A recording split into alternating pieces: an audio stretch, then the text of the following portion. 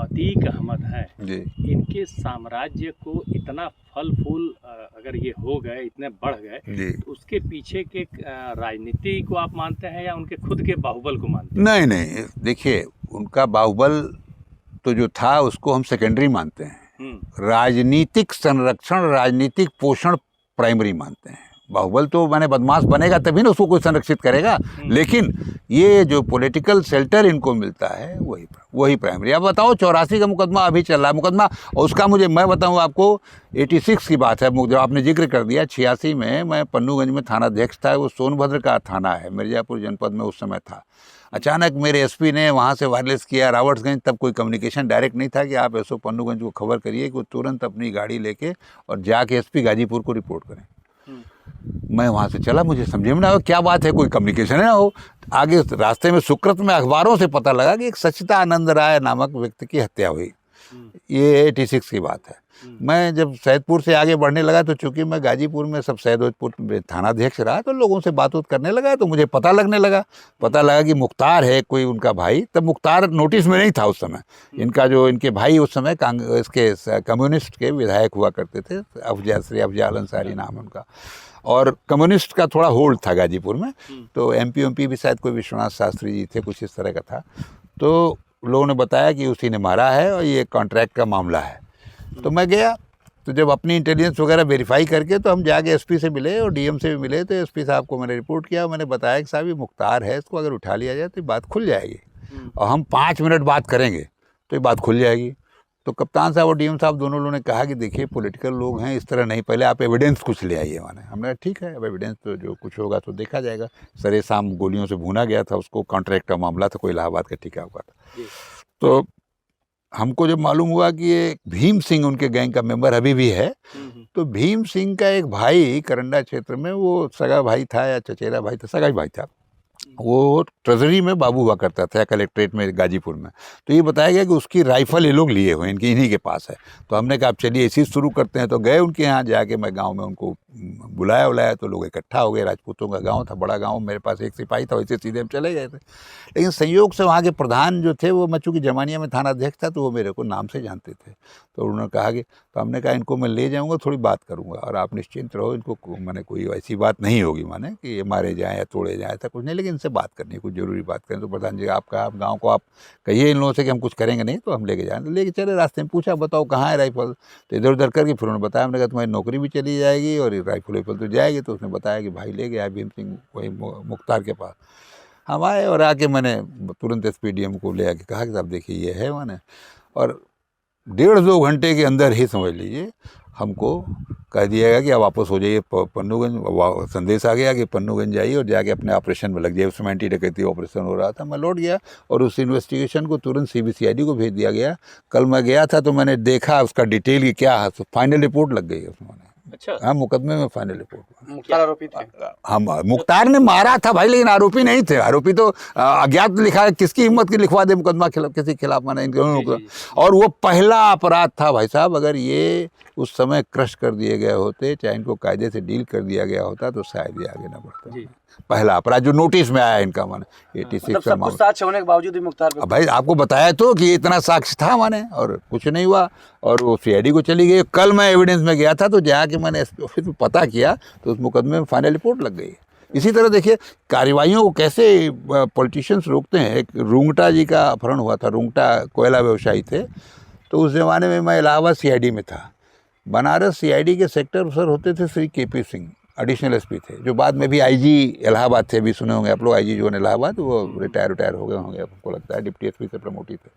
उन्होंने रिक्वेस्ट किया high up से कि हमको मैंने उनकी मदद के लिए भेजा जाए। रुंगटा अबडक्शन वहाँ से जांच हो रही थी, तो इलाहाबाद सेक्टर से मैं भेजा गया। मैं इंस्पेक्टर था, आ गया मैं, तो आके उनको मैं मिला, तो हमने बात किया। तो पता था ही, हम लोगों को सब कुछ मालूम था कि क्या बात है कैसे है। लेकिन अब तो हमने कहा साहब देखिए अब इन्वेस्टिगेशन वगैरह तो करते रहे हम लोग। हमारा ये मानना है कि अगर मुख्तार के घर पे हम लोग रेड कर दें तो मुख्तार को ये कल्पना भी नहीं होगी कि सीबीसीआईडी हमारे यहाँ रेड करेगी, है ना।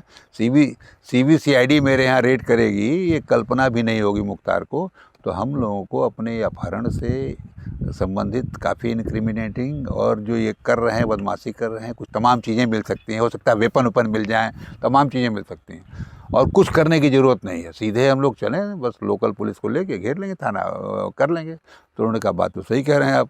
तो उन्होंने वो भी सहमत हुए, केपी सिंह साहब। तो उन्होंने एसपी साहब से बात किया, उस समय AK मिश्रा साहब एसपी थे, वो सर्किट हाउस में रुके हुए थे।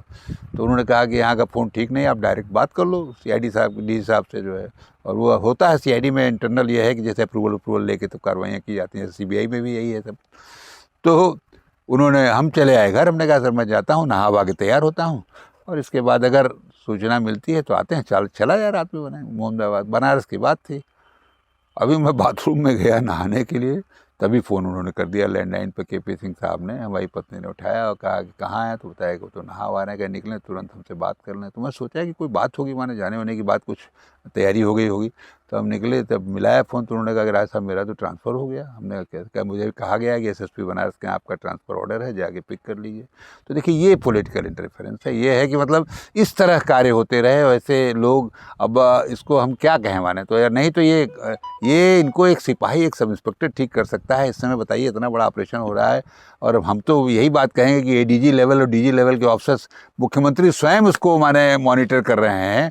आप बताइए ये काम इतना बड़ा थोड़ी ना है, इसको तो एक सब इंस्पेक्टर कर सकता है, मैं कह दूं माने, अगर बस ये सिस्टम उनको काम करने दे तो माने। लेकिन तंत्र काम नहीं करने दे रहा, तब ये स्थिति बन के आई है कि ADG है कि इलाहाबाद में कैंप कर रहे हैं। ADG का काम बड़ा है, उनको बड़ा काम होना चाहिए, माने कि अपराधी पकड़ना उनका काम थोड़ी ना है। लेकिन अब मजबूरी है, चूँकि अब चैलेंज है, पूरा दुनिया, भारत पूरा देख रहा है, अतीक, तो सब लोग लगे हुए हैं किसी तरह से कुछ हो माने। नहीं तो अगर रूटीन में इनका सब काम होता रहे तो ऐसी कोई स्थिति नहीं होगी माने। अब देखिए जो इस समय हो रहा है, हमारे मुख्यमंत्री जी जो बुलडोजर वाला काम कर रहे हैं, सब कुछ कर रहे हैं, तो इससे हतोत्साहन है ना, अपराध पर असर होगा। ये एक तरह से उन्होंने चैलेंज किया है, अतीक अहमद ने भी चैलेंज ही किया है माने तंत्र को, तो उसका उत्तर उनको मिलेगा, निश्चित रूप से मिलेगा, समय देगा माने।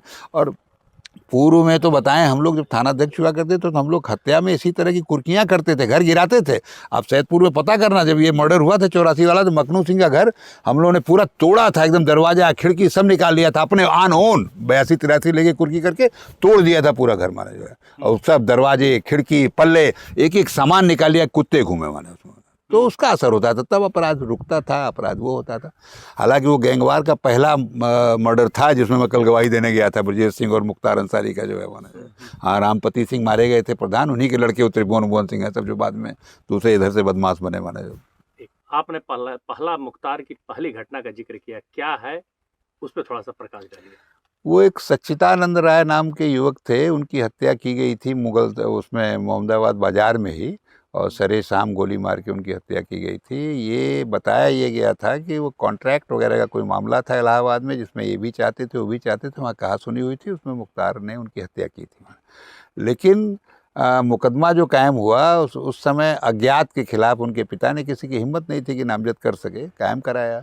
और अल्टीमेट फिर वो CBCID को इन्वेस्टिगेशन चली गई, CBCID को भी कोई एविडेंस नहीं मिली, या जो भी कारण रहा उन्होंने उसमें फाइनल रिपोर्ट लगा दिया, तो वो ख़त्म हो गई। यही मामला है, फाइनल रिपोर्ट लग गई और इसी स्टेज में वो है। अभी कल मैं उसका देख के आया कि फाइनल रिपोर्ट लगी हुई। मैं एविडेंस में गया तो मुझे जिज्ञासा थी कि ज़रा मैं पता करूं।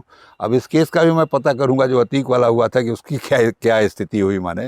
ये सच्चिदानंद राय में जो फाइनल रिपोर्ट लगना, जबकि आप उसमें बहुत हद तक खुलासे तक पहुंच गए थे, जी, क्या लगता है, दर्द होता है कि आज नहीं? क्यों नहीं, देखिए हम लोग तो प्रोफेशनल हैं। ये देखिए, सही के हम लोग ईश्वर की कृपा से सही के समीप रहने का काम हम लोगों ने अपनी सेवा में किया।